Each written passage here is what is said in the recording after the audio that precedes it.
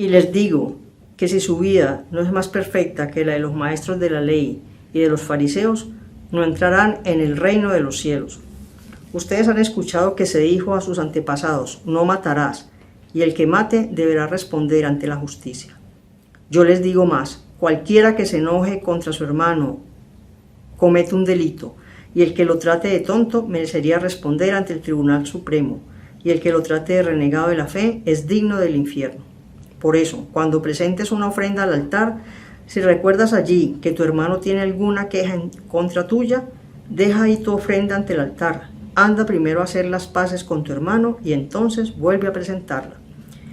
Llega a un acuerdo con tu enemigo mientras van de camino, no sea que tu enemigo te entregue al juez y el juez al carcelero y te echen al calabozo. Te aseguro que no saldrás de ahí, sino cuando hayas pagado hasta el último centavo. Ven, Espíritu Santo, que ilumina en este día nuestra mente y corazón, para que, guiados con tu luz divina, podamos cumplir con alegría la ley de Dios y con una mirada nueva estemos siempre dispuestos a bendecir antes que ofender al otro. Amén. Muy buenos días para todos.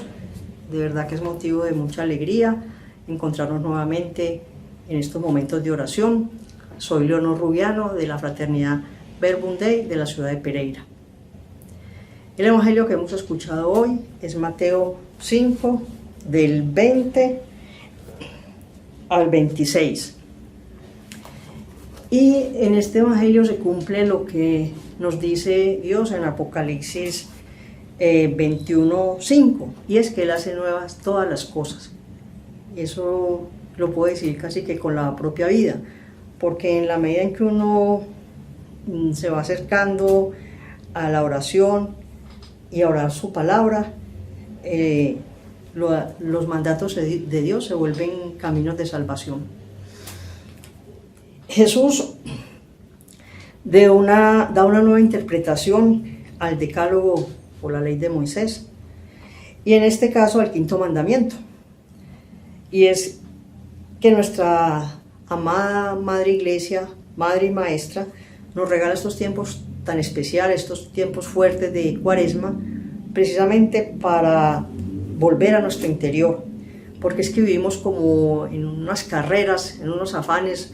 Termina el año, un ciclo, y ya se acabó enero y decimos, uy, ya sigue Semana Santa. Entonces toca hacer como un stop, ¿cierto? Cuaresma es ese tiempo de detenernos para poder mirar a Dios, para encontrarnos con Él. Como nos recuerdan el miércoles de ceniza, nos recordaban el miércoles de ceniza, ¿cierto? Conviértete y cree en el Evangelio. Hoy Jesús nos dice: ustedes han escuchado que se dijo a sus antepasados, no matarás, pero yo les digo más, y continúa diciendo, que quien llama tonto, imbécil, necio, estúpido, según pues la traducción que se tenga de la Biblia, merece responder ante el Tribunal Supremo, ¿cierto? Quien llame así a su hermano, con esos adjetivos. A primera vista, esto parece exagerado, porque entonces todos estaríamos en la paila más caliente del infierno, porque ¿quién no ha pensado o dicho algo de esto, cierto? Yo recuerdo una vez, estando dando clase en la universidad, eran en la noche, y algunos profesores me habían advertido que me iba a corresponder en ese curso un estudiante que siempre andaba con unas gafas oscuras y una cachucha, o sea que uno casi no podía ni saber bien quién era. Y la verdad que todo el curso yo no lo interrogué por su apariencia, y tuvimos una relación muy respetuosa. Todavía algunas veces me lo he encontrado y ahí, digamos, se siente cierto como afecto, como cierta cordialidad. Y yo creo que fue porque no tenía como esa prevención hacia él, ¿cierto? Hacia él con su manera de vestir. Porque lo que sucede es que cuando nos falta, digamos, esa caridad, y es algo pues muy humano, tendemos como a juzgar desde los prejuicios ideológicos, raciales, religiosos, en fin, ¿cierto?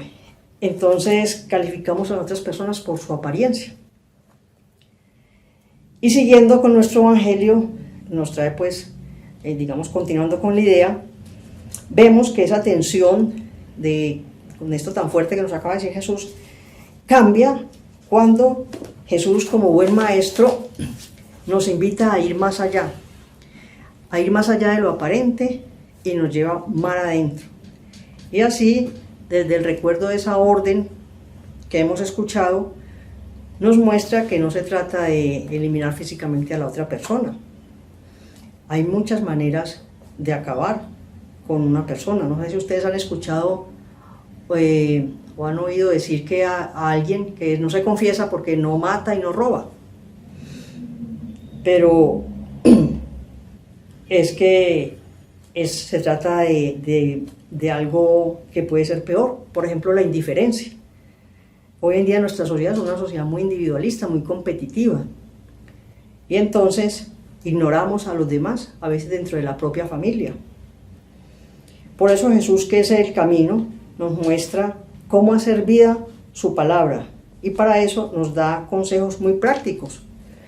Y nos dice que en vez de ofender o insultar en una situación pues, que nos genere como violencia, contradicción, más bien nos acerquemos al otro que nos ha ofendido, ¿cierto? Y tratemos de conciliar con él. Es lo que el Papa Francisco llama la cultura del encuentro. Pues de verdad, es muy contradictorio acercarnos al altar o aparentar ser muy piadosos, pero con un corazón lleno de resentimientos, que es un sentimiento totalmente opuesto a la caridad.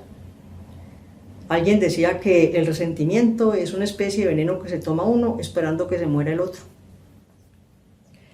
A propósito, nos dice el Catecismo de la Iglesia Católica, en el numeral 2302, que nuestro Señor nos pide la paz del corazón y denuncia la cólera, la ira y el odio como sentimientos homicidas. Todo deseo de venganza y desear el mal al otro son pecados afines a este quinto mandamiento, de no matar. Él llamaba entonces esa reconciliación. Recuerdo que la Santa Madre Laura dice en su biografía que cuando eran pequeños, pues oraban el rosario todas las noches, allá en la casa donde ellos vivían en el pueblo, en Jericó. Pero que ya grandecita, ella le preguntó a la mamá quién era una persona, un señor que ella nombraba siempre y que oraban por él en el rosario, pero que ella no lo relacionaba con ningún familiar o vecino, que quién era ese señor. Y la mamá le contestó que era la persona que había matado a su papá, los había dejado huérfanos y por lo tanto en una situación económica muy difícil. Entonces con este testimonio tan bonito de perdón, ya empieza como a nacer o hizo parte de esa vocación a la santidad de la Madre Laura. Entonces miren qué bonito testimonio. También siguiendo con el Catecismo de la Iglesia Católica, en el numeral 2319, dice que toda vida humana, desde su concepción hasta la muerte, es sagrada, pues la persona humana ha sido amada por sí misma y es imagen y semejanza del Dios vivo y santo.